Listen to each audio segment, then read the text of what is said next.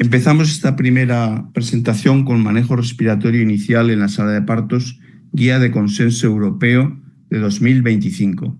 Recuerden que no es el manejo total de la reanimación, sino fundamentalmente nos centramos en los aspectos respiratorios.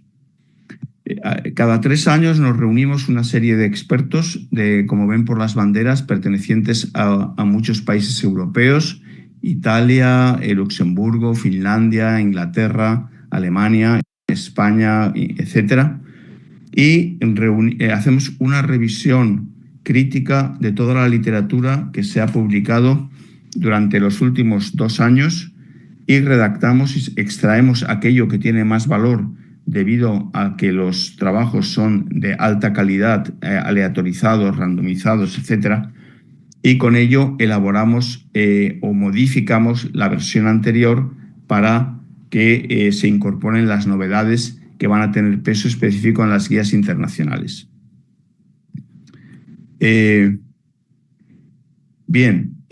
Esta renovación de cada 3 años será publicada posiblemente ahora a finales de noviembre. Haremos la redacción final y a lo largo de los primeros meses de 2026 saldrá en la revista Neonatology, saldrá publicada. Quiero decirles que una vez salga publicada podrán disponer de ella si me lo solicitan. Bien, respecto a las medidas generales para la etapa prenatal, que es muy importante, puesto que estamos hablando fundamentalmente de problemas respiratorios del prematuro, hay una serie de medidas generales para reducir la prematuridad que son eficaces. En primer lugar, prevenir el embarazo adolescente. Segundo, espaciar adecuadamente los embarazos. Y tercero, reducción de las cesáreas innecesarias, que están alcanzando cotas elevadísimas en muchos países, tanto en algunos países europeos como Latinoamérica, como Estados Unidos. Estas 3 primeras medidas son problemas muy relevantes en países de bajo y mediano ingreso económico.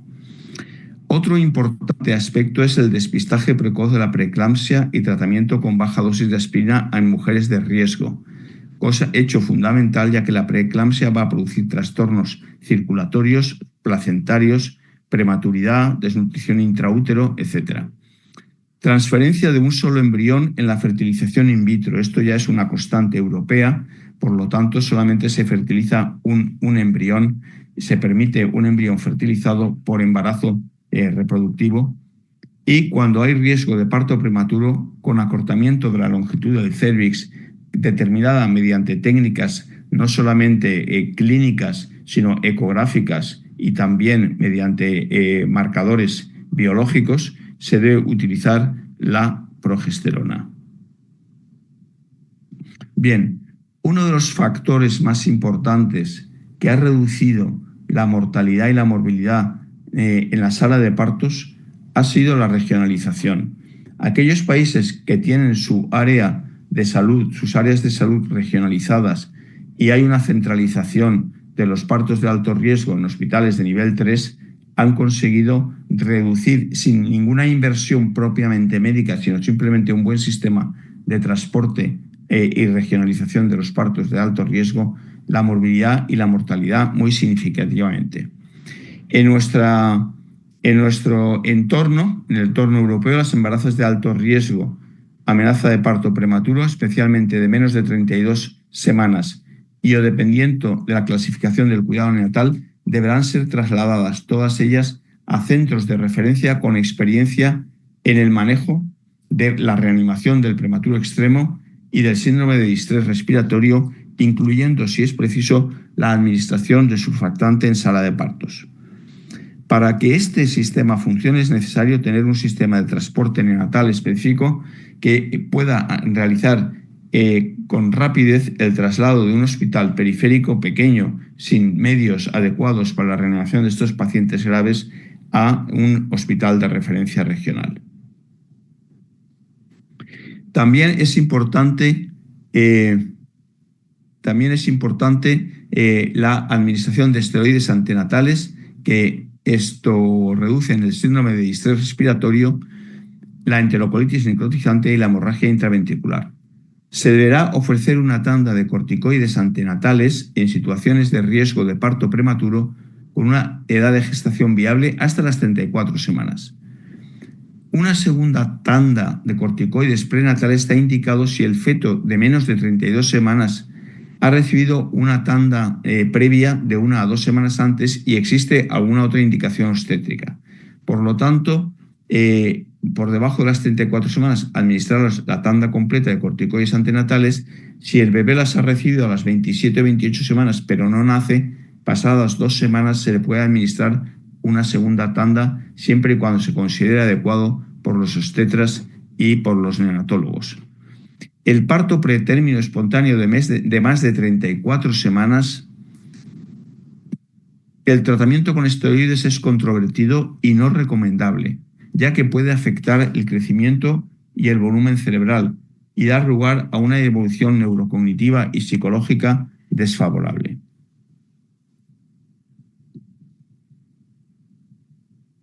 Nosotros, en la Sociedad Española de Neonatología, realizó un estudio comparando dos periodos, 2002-2006, con 2007-2011, y viendo los cambios que se habían introducido en estos dos periodos, comparando ellos, y ver si esto había tenido alguna repercusión sobre la muerte en sala de partos, la supervivencia o la supervivencia sin morbilidad importante. En la parte de arriba de la gráfica ven ustedes cambios introducidos y los periodos. Como ven, los partos extramurales, es decir, fuera de los hospitales de referencia regional, bajaron del 11% al 8,9%, al 9%. Esto fue altamente significativo. Los corticoides antenatales se administraron del 70%, se subió al 80%, hablamos de 2011. En este momento estamos en el 89% y la cifra de extramurales ha bajado al 6% y los partos por cesárea están en torno al 30% en este momento en España. En este estudio estaban en el 48%. Y un factor muy importante fue la generalización del uso de la presión positiva continuada durante la reanimación, que subió de un 7,8% a un 20,7% y en la actualidad está próximo al 40%. Estos resultados, estas introducciones, estos cambios introducidos dieron lugar a una disminución de la muerte en la sala de parto y a un incremento de la supervivencia y de la supervivencia libre de morbilidad.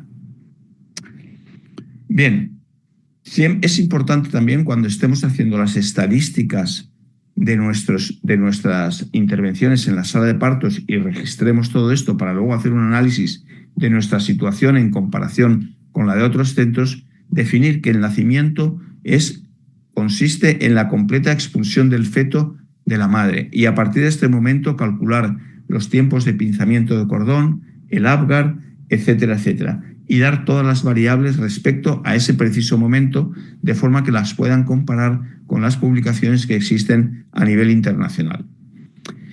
La mayor parte de los prematuros cuando nacen no están asfixiados, a diferencia del bebé con asfixia, que es un bebé a término generalmente. Y ellos intentan respirar por ellos mismos, realizan un esfuerzo inspiratorio.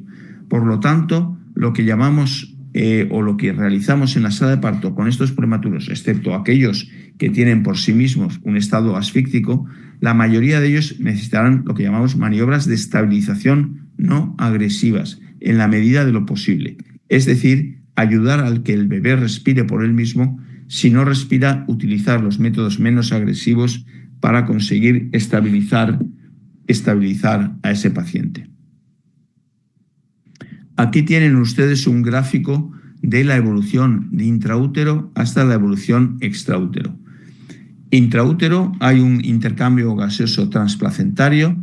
Saben ustedes por el tipo de circulación que hay shunts intra y extracardíacos, foramen ovale y extracardíacos el ductus arterioso fundamentalmente.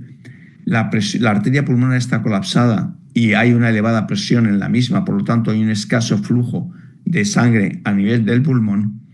En el momento en que se empieza la dinámica del parto y empieza a salir el bebé por el canal del parto, y ya se expulsa fuera de la madre, se produce un inicio de la respiración espontánea. Hay una serie de inspiraciones intensas con presiones de -40 y -50 centímetros de agua.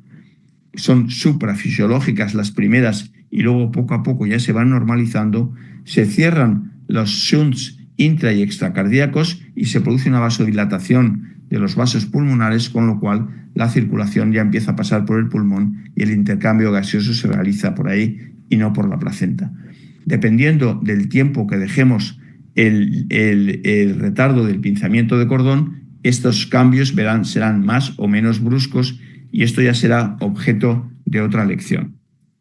El bebé hace inspiraciones profundas de -40 a -50 centímetros, con lo cual consigue aclarar el líquido que está en los conductos alveolares y en los alvéolos, pasarlo al intersticio alveolar, realiza una expansión pulmonar y un reclutamiento bastante homogéneo del pulmón.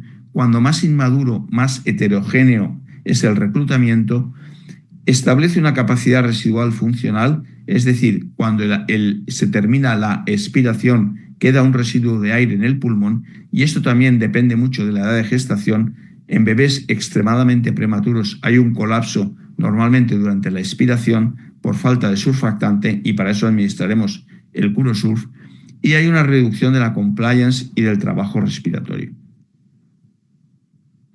Los estadios del desarrollo pulmonar lo saben ustedes perfectamente: embrionario, pseudoglandular, canalicular, sacular y alveolarización. Y aquí en el periodo que va desde las 22 semanas, donde empieza la viabilidad, donde hay posibilidades de supervivencia, hasta las 40 semanas, que es el nacimiento a término, pueden haber patologías como el síndrome de estrés respiratorio, la displasia broncopulmonar o la hipoplasia pulmonar. Estos serían los estadios canalicular y el estadio sacular, en el cual ven ustedes que en los niños más pequeños que tratamos, de 24 o 25 semanas, tienen los vasos sanguíneos muy alejados de los alveolos, hay escasos neumocitos tipo 1 y los tipo 2 todavía no están produciendo surfactante. Cuando pasamos al estadio sacular, a los niños ya de 28, 29, 30, 31, 32 semanas, los vasos sanguíneos se han aproximado al alveolo, con lo cual se facilita la difusión de los gases a través de los neumocitos de tipo 1, y los neumocitos de tipo 2 ya están produciendo surfactante, con lo cual ya existe la capacidad de generar una capacidad residual funcional. Aquí tienen el mismo gráfico representando lo que les he dicho: el pulmón fetal lleno de líquido, alveolos colapsados y un gran espacio intersticial, inicio de la respiración espontánea con altas presiones negativas, alveolos expandidos, espacio intersticial reducido y reabsorción de líquido pulmonar.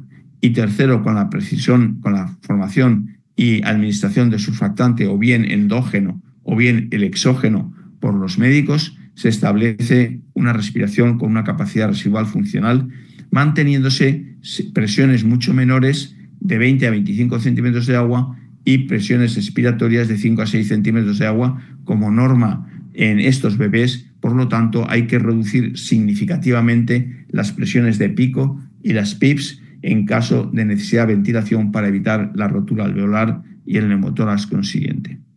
Aquí tienen el rol de surfactante en la adaptación postnatal. Tienen como en un pulmón normal hay una inspiración, se alcanza la presión de apertura y en ese momento aumenta extraordinariamente el volumen, un volumen de forma extraordinaria, con un aumento de presión de hasta unos 25 a 30 centímetros. Y luego hay una esperación con una estabilidad en la deflación y una permanencia de la presión algo elevada, que sería lo que llamamos capacidad residual funcional. Sin embargo, en los prematuros vemos cómo se hace falta una gran presión, un esfuerzo enorme para alcanzar la presión de apertura, y aunque se produzca una presión de apertura, esta solo es capaz de generar volúmenes de gas muy bajos, y luego hay una inestabilidad en la deflación y una ausencia de capacidad residual funcional. Las dificultades de las respiratorias asociadas a la prematuridad dependen de la baja compliance pulmonar, la pared pulmonar es, como si dijéramos, cuando se realizan inspiraciones se colapsa, impidiendo la expansión del pulmón y la apertura de las vías respiratorias. Hay un cierre glótico ineficiente y asincrónico. También hay una deficiencia surfactante que ya les he comentado. El aclaramiento de ese líquido pulmonar que entra cuando se hacen las inspiraciones o cuando nosotros damos presión positiva pasa al intersticio, los mecanismos de reabsorción linfáticos y vasculares son muy inmaduros y se tarda mucho tiempo en reabsorber ese líquido. El intersticio es de doble pared, por lo tanto dificulta la hematosis. Hay un lecho capilar inmaduro, hay una septación incipiente, con lo cual la superficie alveolar es mucho menor que la superficie de los alveolos que ocurre en niños mayores con gran septación secundaria, y hay un sistema antioxidante inmaduro. Las intervenciones para favorecer la estabilización respiratoria en la sala de partos. Esto es importante porque ya hemos dicho que conviene, desde luego, en la medida de lo posible, trasladar a estos niños, a estas gestantes, a un hospital que cuente con una unidad de partos que sea equivalente a una unidad de cuidados, a una cama de cuidados intensivos, lo que yo llamaba el DRICU Approach, Delivery Room Intensive Care Unit, o sea, unidad de cuidados intensivos en la sala de parto.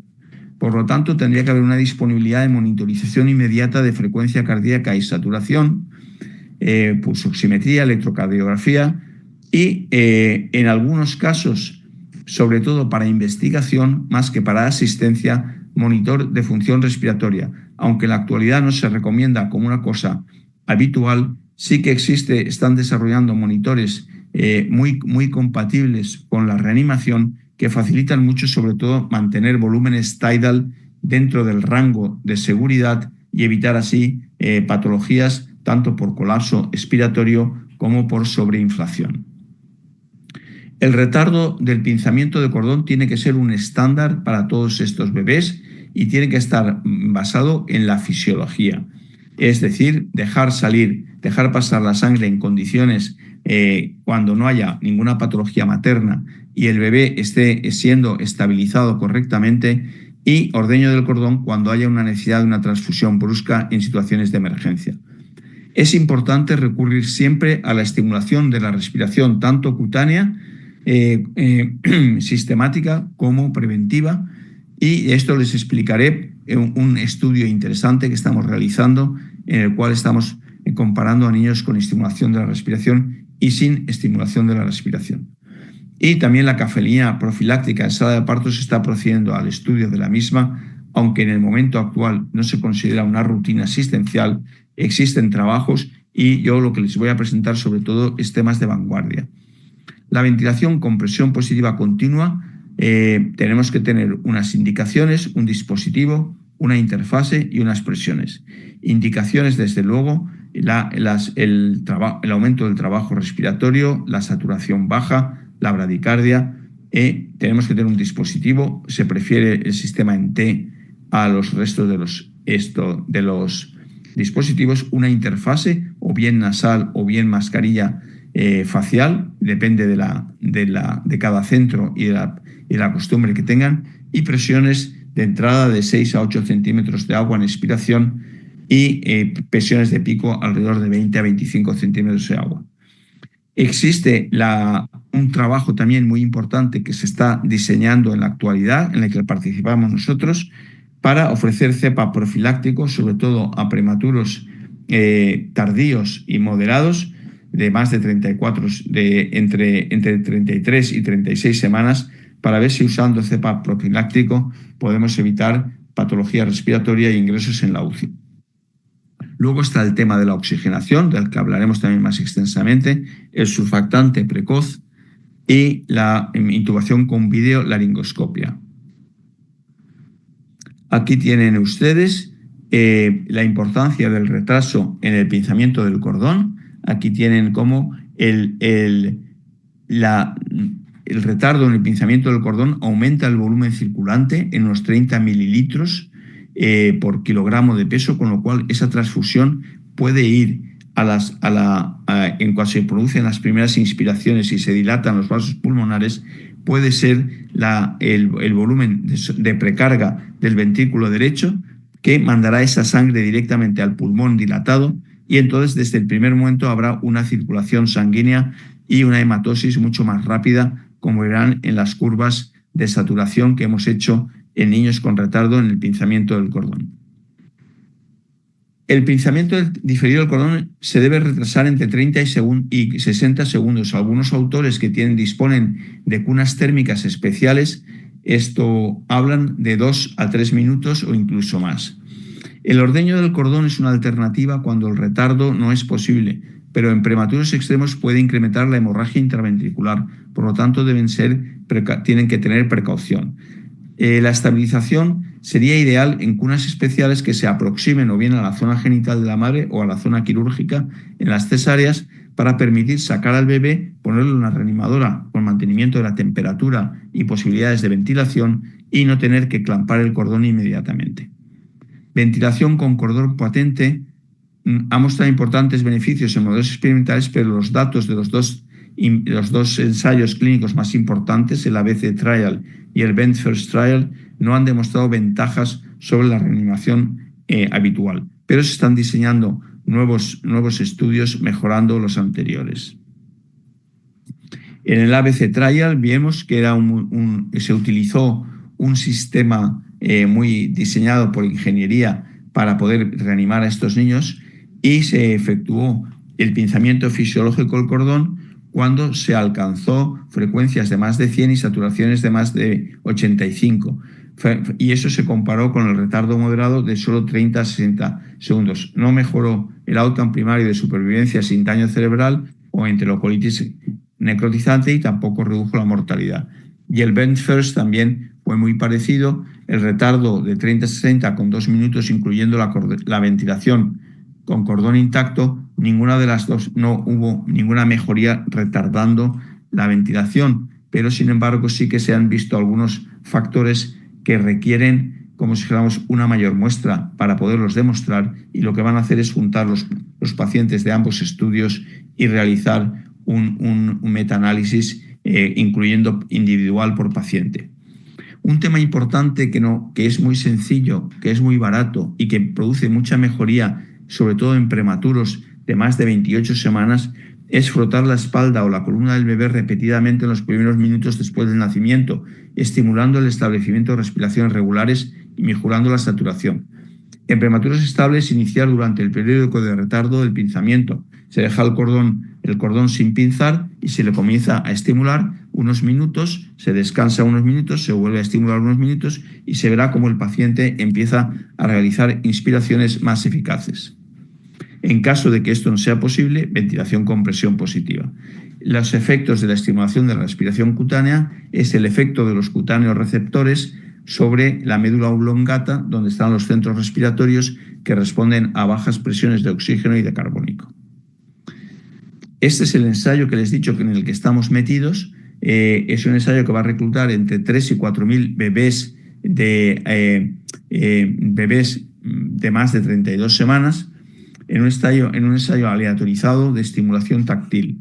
Lo que se hace es estimular frotando la columna, tórax y extremidades, que normalmente ha sido poco estudiada y se ha omitido con frecuencia, pero que cuando hemos hecho un estudio previo, como el que hizo Kaufman, y se ha dedicado a estimular repetidamente con intervalos de reposo la columna de los bebés, aumentaba significativamente la saturación de oxígeno, ven 87 versus 81, lo cual hacía que salieran los bebés de la zona de riesgo y que necesitaran ser ventilados con presión positiva. Estas ventajas de obtener saturaciones más altas de oxígeno y ventilación más eficaz pueden reducir el uso de ventilación invasiva y mejorar los resultados clínicos. El objetivo de este estudio es comparar el efecto de la estimulación repetida versus la selectiva sobre la saturación preductal en prematuros a los 5 minutos del nacimiento. Aquí tienen los hospitales, irán siendo aleatorizados, no se aleatoriza a los pacientes, sino a los hospitales. Son aleatorizados para empezar con uno u otro sistema a lo largo de un periodo de 18 meses.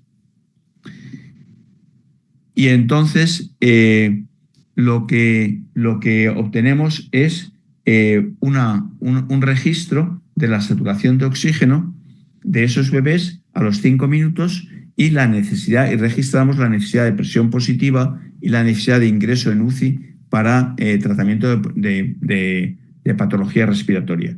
Por lo tanto, hemos empezado ya hay más de 500 niños aleatorizados en Europa y esperamos que esta medida tan sencilla y que entrenar a las enfermeras y a las matronas para que se realice sistemáticamente en sala de partos en niños prematuros y evitar, como se llama, patología respiratoria.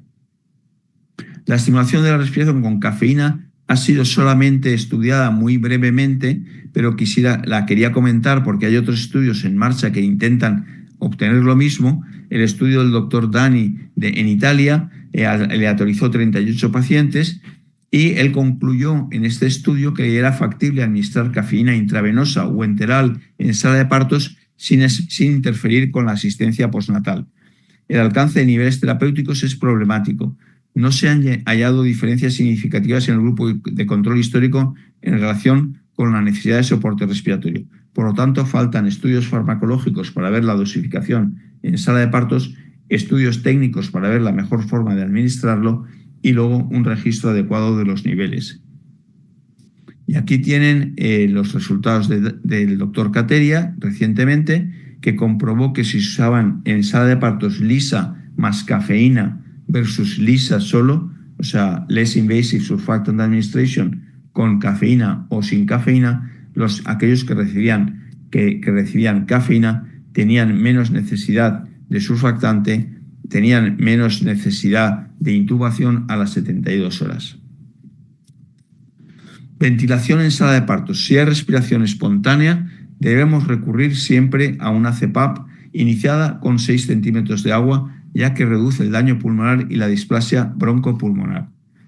La insuflación prolongada, que fue un caballo de batalla hace unos años, hace aproximadamente 8 o 10 años, fue interrumpida en el SAIL Trial, en el cual se vio que había más mortalidad en los bebés que habían recibido la insuflación prolongada en las primeras 48 horas de vida y por lo tanto se suspendió momentáneamente y solamente se están haciendo algunos estudios muy selectivos y en condiciones de muchísimo control.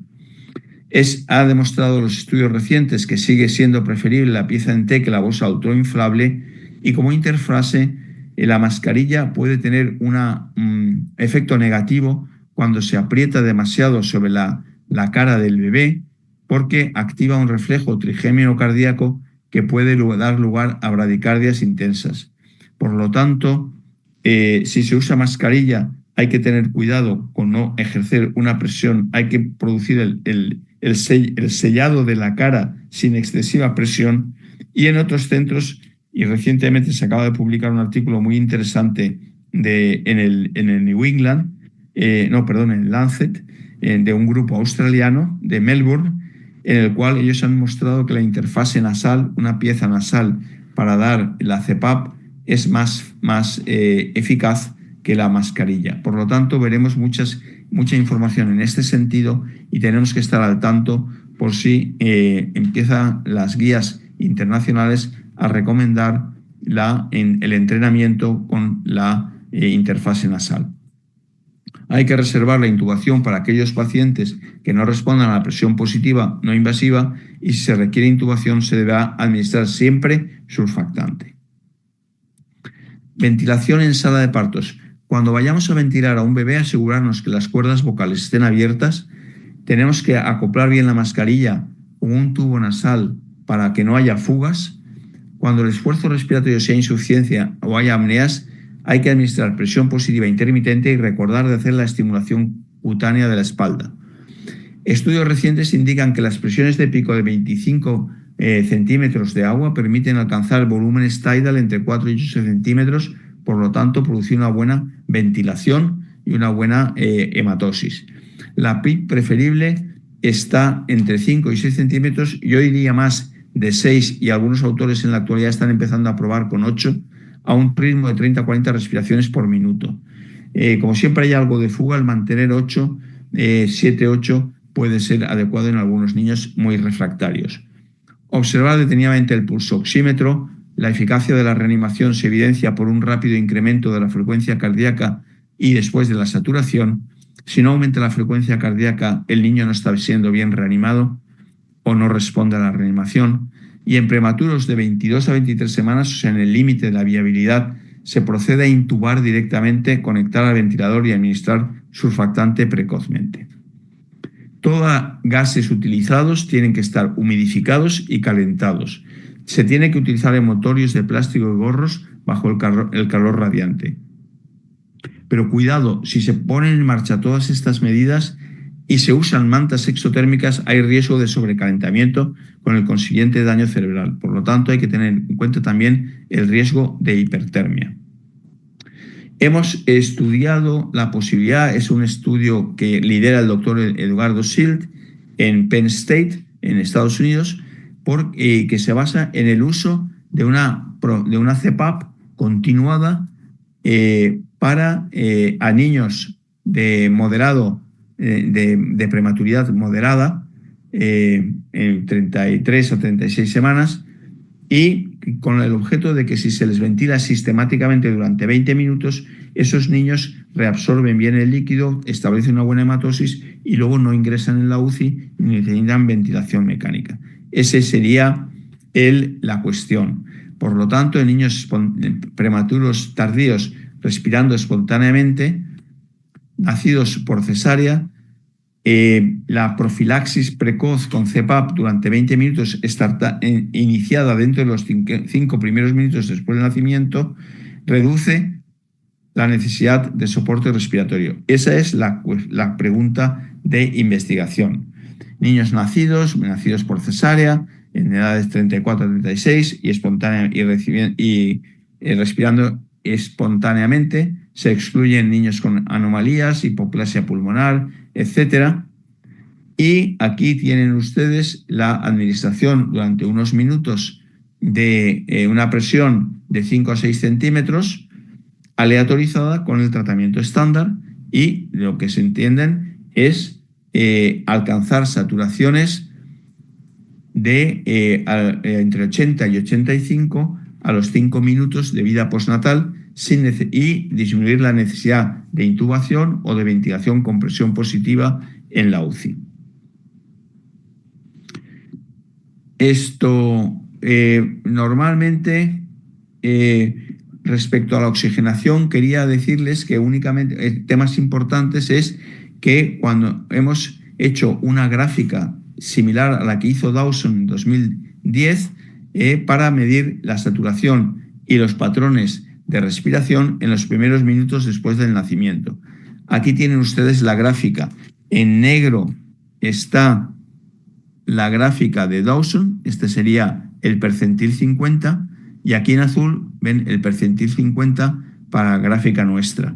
Esta gráfica ha sido realizada en 300 niños nacidos de parto vaginal entre las 38 y las 40 semanas, que no han tenido ningún problema de embarazo, ningún problema en el momento del parto, no han necesitado reanimación, no han recibido oxígeno ni ninguna maniobra de reanimación.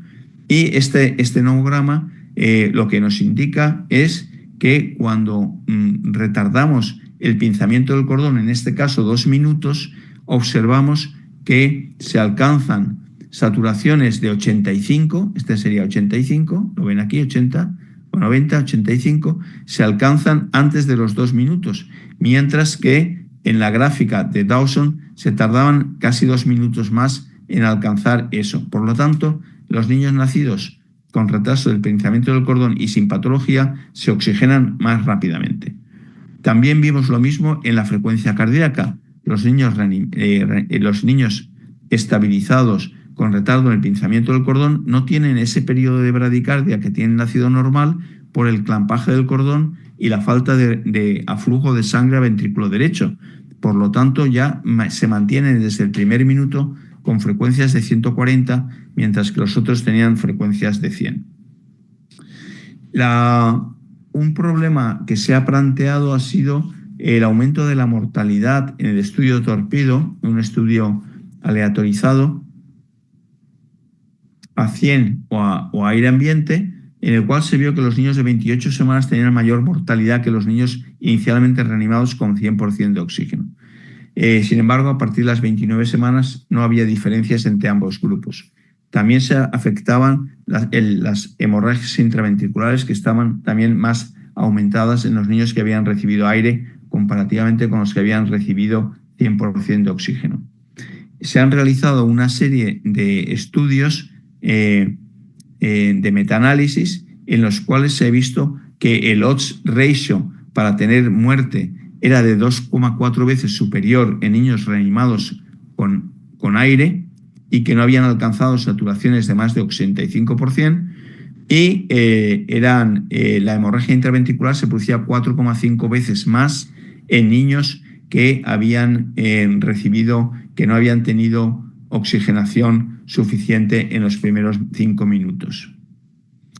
Los niños estos reanimados o bien con 0,3 o con 0,6, o sea, con diferentes concentraciones, unas más bajas y otras más altas, no tuvieron diferencias en cuanto se les miró la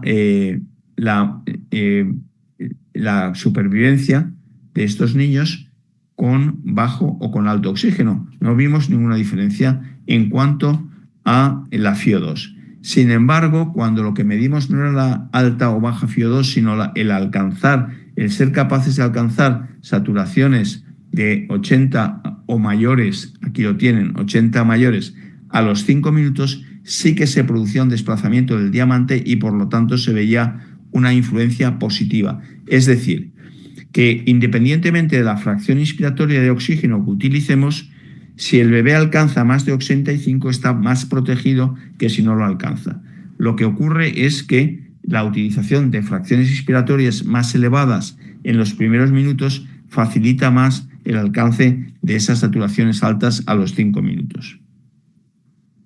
Y aquí lo tienen ustedes en este último estudio que hemos publicado, un metaanálisis en red con datos individuales de los pacientes, y se ve cómo si comparamos 100% con 30 o menos, hay una disminución de la mortalidad en los prematuros de menos de 32 semanas, y aunque es verdad y hay que destacar un hecho importante, y es que los estudios que se han realizado no son homogéneos, son bastante heterogéneos, y en segundo lugar eran de poblaciones relativamente pequeñas. Por lo tanto, esto ahora es uno de los objetivos primordiales de la reanimación, es conseguir demostrar cómo se puede dar oxígeno inicial más elevado, reduciéndolo luego según las cifras de saturación, para no producir daño oxidativo, pero al mismo tiempo estimular la respiración de estos bebés.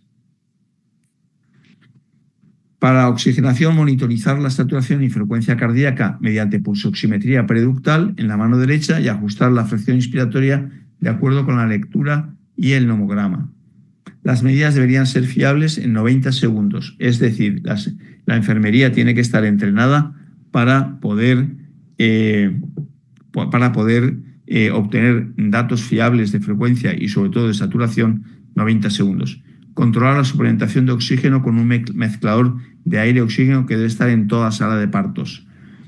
En niños menores de 32 semanas, una FiO2 de 0,3 o mayor, si según las circunstancias, nosotros, por ejemplo, en niños de 26 o 27 semanas estamos empezando con 0,4, y a veces en niños de 23, 24 se puede empezar con 0,5. Es decir, la SpO2 debe alcanzar 80-85 a los 5 minutos, evitar la hiperoxia tanto como la hipoxia. Si en pocos minutos sube a 90, ajustar titrar, o sea, ajustar a niveles un 20% más bajos, y la frecuencia cardíaca debe alcanzar 100 latidos por minuto a los 3 minutos. La frecuencia cardíaca se puede medir de muchas formas: la palpación de la base del cordón, la auscultación, la pulsioximetría, el electrocardiograma y otros métodos. En la actualidad, la tendencia progresivamente es a usar el electrocardiograma con parches de hidrogel y 3 electrodos, que te da una medición casi inmediata y fiable, pero no se exige todavía porque esto requiere una inversión que en muchos países sería complicado. Por lo tanto, los métodos tradicionales, sobre todo la auscultación, es muy importante. La bradicardia combinada con bajas saturaciones produce, como ven en este gráfico, un aumento significativo de la mortalidad y de la hemorragia intraventricular. Llamamos bradicardia prolongada a que esté más de 2 minutos durante los primeros 10 minutos con frecuencias por debajo de 100 latidos por minuto, y en esos niños que han tenido una bradicardia prolongada y la probabilidad de muerte, como ven, es de entre un 6 y un 32, o sea, es 5 veces mayor, y una hemorragia intraventricular es de 3 a 13, 4 veces mayor. ¿Qué es mejor? Intubar en la sala de partos directamente o con un laringoscopio. Estamos hablando de intervenciones de urgencia. Pues bien, en este trabajo publicado en el New England, lo que se ve es que el porcentaje de pacientes para laringoscopia, el outcome primario, que es una intubación exitosa en el primer intento, superó ampliamente con médicos que habían sido entrenados previamente a utilizar el videolaringoscopio, fue significativamente más eficaz. Aquí lo ven ustedes, 74, entre un 66 y un 82%, versus 45, un 35 o un 54. Por lo tanto, sobre todo para los prematuros, para los residentes en las fases iniciales, cuando no tienen todavía experiencia, para hospitales pequeños que no tienen la oportunidad de intubar con frecuencia, etcétera, etcétera, entrenamiento con videolaringoscopio y disponer de videolaringoscopios sería muy, muy productivo. Y por lo tanto, eso es lo que en la actualidad se preconiza, siempre y cuando exista, claro, disponibilidad económica para ello. Este es un estudio en el que estamos introducidos también nuestro grupo, nuestro hospital, dirigido por el doctor O'Donnell de Irlanda, de Dublín, y la doctora Janette Decker de Leiden, en Holanda, y vamos a hacer un estudio aleatorizado y comparativo entre la laringoscopia directa versus la intubación, simulando el ensayo que ya hemos visto publicado, pero con un número muy superior de pacientes. Esto lo que haremos será comparar hospitales, unos 840 pacientes en 20 hospitales europeos, y veremos al final cuál ha sido la ventaja o no, si se confirman los resultados preliminares. La temperatura, ya hemos hablado de ella, hemos dicho que se deben poner bolsas, cubrir la cabeza, y tenemos que utilizar también gases que hayan sido humidificados y calentados. Pero les vuelvo a recordar, cuidado con las colchonetas eléctricas, porque se puede producir sobrecalentamiento. Para terminar ya, les digo las sugerencias de cambios que hemos reducido después de revisar la literatura. Si las condiciones clínicas lo permiten, retrasar el pinzamiento del cordón al menos 60 segundos. Es una recomendación a uno que es de la máxima calidad. Se puede estabilizar con cordón intacto de forma segura. Se prefiere RPC, especialmente retraso en el pinzamiento del cordón, especialmente en pacientes de menos de 34 semanas. Solo cuando el retraso no es factible, considerar el ordeño de cordón si el paciente tiene más de 28 semanas de gestación. Bien. Pieza en T preferible a bolsa autoinflable. Estimulación de la respiración del prematuro soportada con CPAP. Estimulación, como hemos dicho, frotando la espalda de forma sistemática o aleatoria hasta que tengamos los resultados de nuestro estudio. No podemos decir cuál de las dos formas es más eficaz. Si entre 30 y 60 segundos no comienza la respiración espontánea del prematuro, comenzar con ventilación de soporte. Consenso de expertos indican comenzar la CPAP con una presión de al menos 6 centímetros y presiones de pico de 25 centímetros, y discutir el tema de la interfase nasal, ir informándose, ir revisando los productos existentes, y a lo mejor comenzar con maniquís para poder decidir si se hacen cambios de la mascarilla facial con los problemas que hemos dicho de bradicardias o la interfase nasal. La estabilización con oxígeno debe ser controlada con un mezclador de aire-oxígeno y pulsioximetría. Utilizar una fracción inspirada de oxígeno de 0,3 para términos de 31 semanas, pero incluso mayor. Vean que la FiO2 puede ser igual o mayor. Yo aconsejaría, desde luego, de 24 a 26 semanas, empezar con 0,4 o 0,5 y luego subir a los 27-28 a 0,4 y a partir de las 28 se puede intentar 0,3. Los ajustes de la FiO2 deben ser guiados por pulsoximetría. Se deben alcanzar saturaciones de más de 80, preferiblemente 85% a los 5 minutos y frecuencias cardíacas de más de 100, yo diría que en los primeros 2-3 minutos. Discutir el cambio de una FiO inicial, eso lo tienen que discutir ustedes en la sesión de acuerdo con la literatura, pero nosotros estamos haciendo lo que les he comentado. La intubación debe ser reservada para aquellos neonatos que no responden a la presión positiva vía mascarilla o piezas nasales, y el videolaringoscopio, si está disponible, debe ser un arma para entrenamiento y luego para disponibilidad en caso de que exista presupuesto para ello. Incrementar la temperatura ambiente, utilizar bolsas de plástico, esto ya lo hemos comentado varias veces, y evitar la hipertermia. Y esto es todo. He ido un poco rápido porque había mucha información, pero quedo a su disposición si quedan algunas preguntas que quieren ustedes formularme. Muchas gracias. Muchas gracias, doctor Máximo, por esta actualización en la información. Vamos a comenzar de las preguntas, también usted las tiene en el chat. Lo dice el doctor Manuel Rivera, dice: considero que la opción de reanimar sin pinzar el cordón mejora la estabilidad de las primeras horas del prematuro versus el corte inmediato en niños no vigoroso. Pero esta debe realizarse por un experto y con un módulo portátil que disminuye la necesidad de intubación, las compresiones y el uso de aminas en sus primeros días de vida.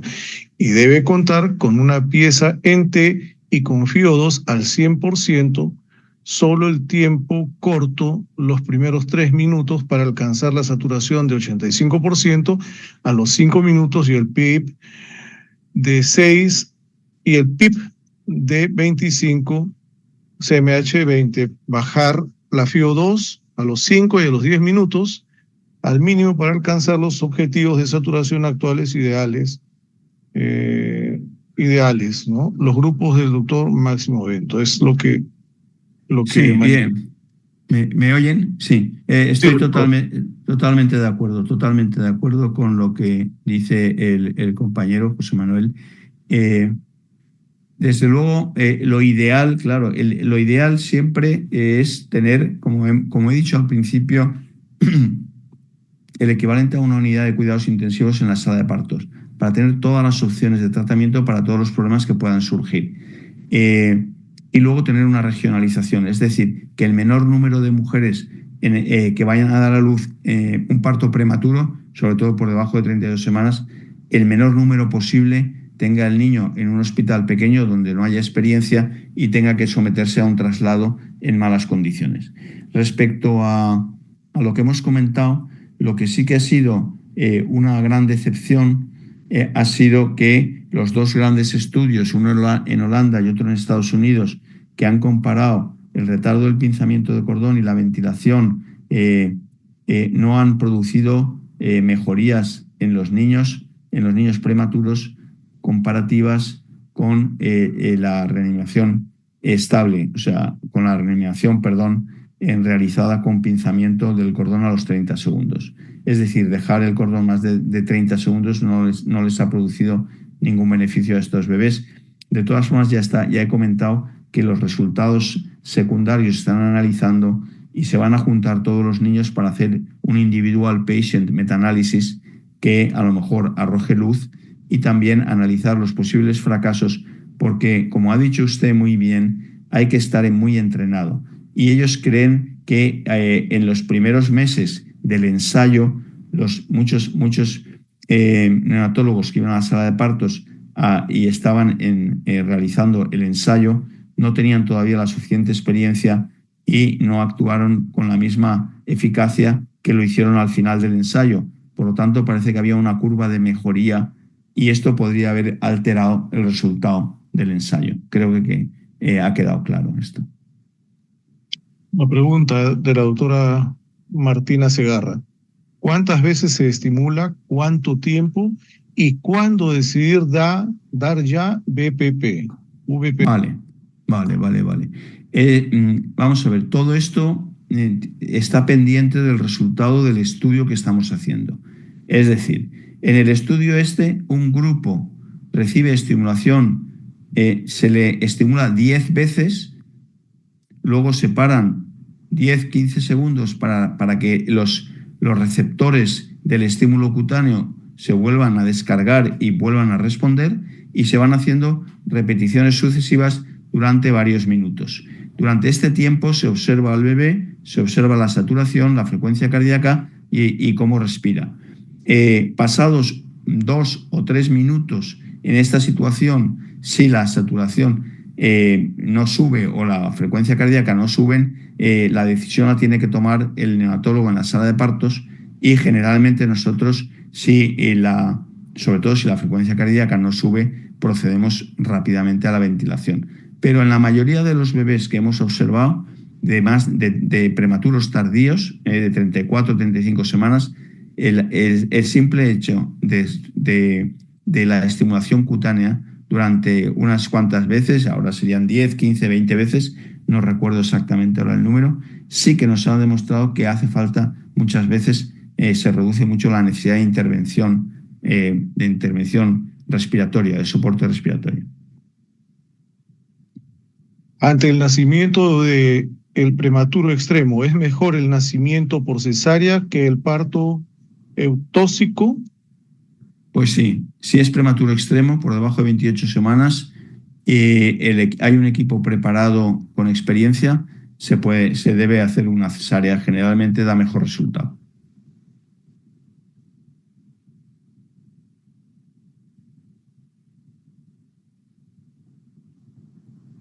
Buenas Sí, tardes. ¿A partir de qué semana de gestación aconsejan el empleo de corticoides antenatales? ¿a partir de qué semana? A Todos los niños por debajo de 34 semanas, aunque tengan 22 semanas, deben recibir corticoides antenatales, todos. Bueno, a ver. Hay una pregunta que dice si recomendaría las cánulas RAM para reanimar a los prematuros. Yo he leído mucho al respecto y he hablado con muchos neonatólogos norteamericanos, y existe mucha diversidad de opiniones. Nosotros no tenemos ninguna experiencia, y por lo tanto yo no puedo ni recomendarla ni desmentirlo, aunque la tendencia en Europa desde luego es a no utilizarlas.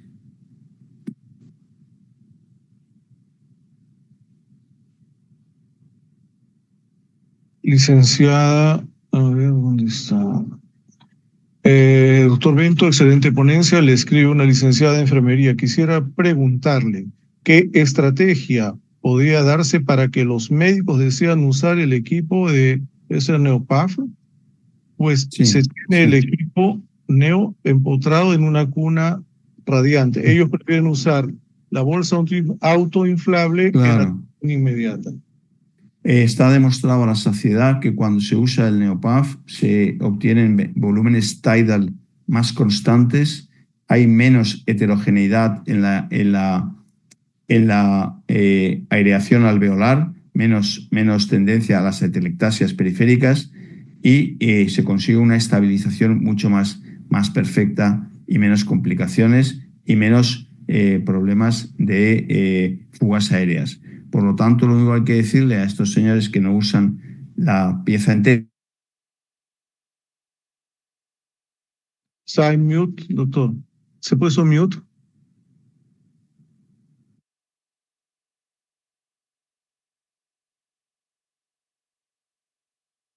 Las guías que existen del ILCOR o de cualquier otra guía europea o americana o australiana y verán cómo están recomendadas y por lo tanto deben utilizarlas. ¿Hasta cuánto de volumen de sangre pasa el primer minuto con el clampado tardío? Eso depende mucho también. Si hablamos de un nacido a término, digamos entre 30 y 40 mililitros por kilo de peso. 30 a 40 mililitros por kilo. Es decir, que es un porcentaje importante. En niños prematuros, muy prematuros, es más difícil y no se ha medido con la misma fiabilidad, pero sí que es una cantidad suficiente como para dar lugar a enormes beneficios al prematuro. Y estamos haciendo ahora un estudio con retardo en el pinzamiento con el doctor Cateria y hemos medido glutatión, un antioxidante, y todos los eritrocitos están cargados de glutatión y se puede dar oxígeno y disminuir notablemente el estrés oxidativo. Si hay necesidad de aspiración para despejar vías aéreas, ¿hay estudios a favor de bombilla de aspiración versus sonda de aspiración? Nosotros, si estamos hablando de prematuros, generalmente no se les aspira, no, la aspiración es prácticamente innecesaria. En niños más mayorcitos depende de la práctica habitual. En Europa la pera esta de aspiración no existe, no está comercializada o por lo menos no se usa en ningún país. Entonces las enfermeras tienen mucho hábito de utilizar sondas de aspiración eso sí, con la presión muy baja y de aspiración intermitente con presiones muy bajas para evitar el daño de esos tejidos tan sensibles que hay en la garganta. Yo, desde luego, utilizaría solamente en casos imprescindibles, pero no estaría aspirando de una u otra forma por toda esa zona, produciendo irritación, inflamación y posiblemente algún daño. ¿A partir de qué edad gestacional debe ser óptimo el parto eutóxico? No entiendo la pregunta. ¿Debe ser óptimo el parto eutóxico? Sí, pues dice el parto eutóxico, o sea, a partir de, ¿no? El parto eutóxico se puede dar prácticamente en casi cualquier edad de gestación. Lo que pasa es que la probabilidad de que un parto sea eutóxico disminuye exponencialmente a medida que va disminuyendo la edad de gestación. Por lo tanto, un niño de 22 semanas es casi imposible que nazca con un parto eutóxico y no requiera una asistencia por parte de un equipo de neonatólogos. Mientras que en un niño a término, la probabilidad de que necesite esa asistencia pues se reduce al 2 o al 3% de los partos. Por lo tanto, yo diría que de acuerdo con la edad de gestación. ¿Hasta cuánto podemos demorar haciendo estimulación táctil? Podemos demorar mientras se mantenga al niño monitorizado y se vea que la saturación y la frecuencia cardíaca están normales. Si durante ese periodo de tiempo el trabajo respiratorio se incrementa, la frecuencia cardíaca, las retracciones, etcétera, o empieza a haber también un quejido expiratorio, entonces conviene empezar a utilizar soporte respiratorio. Si por el contrario la saturación va subiendo poco a poco, la frecuencia cardíaca también, y el niño se va tranquilizando, en ese caso podemos mantener la estimulación. ¿Es posible usar la ventilación no invasiva en prematuros de muy prematuros como 22 o 23 semanas o hasta de 28 semanas en sala de partos? De no ser así, ¿cuándo sería más prudente la extubación para evitar Billy? En niños de 22 y 23 semanas, prácticamente los países como Suecia son los que tienen más experiencia publicada en la supervivencia y tienen las mejores cifras de supervivencia, ellos directamente directamente a todo niño de 22 y 23 semanas, directamente lo intuban en sala de partos. Le ponen surfactante en sala de partos y comienzan con ventilación, con presión positiva o bien continua o bien intermitente, dependiendo de la respuesta al surfactante. En niños de más de 23 semanas, de 24 en adelante, en Europa en general se utiliza de entrada la CPAP con presiones de 6 a 8 y fracciones inspiratorias de oxígeno de 30 a 50, dependiendo de la saturación y la frecuencia cardíaca. Y solamente en caso de que esto fracase, se intuba. Pero siempre que se intuban, se les pone surfactante.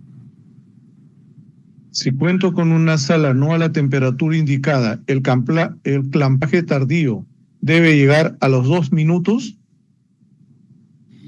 Hombre, debería, si el niño está en una cuna térmica, si está en una cuna térmica con una temperatura adecuada, los gases se están administrando húmedos y calientes y está con una cubierta de plástico, de poliuretano o lo que sea, y la cabecita también, si está en perfectas condiciones, se puede esperar, aunque la sala esté un poco más fría.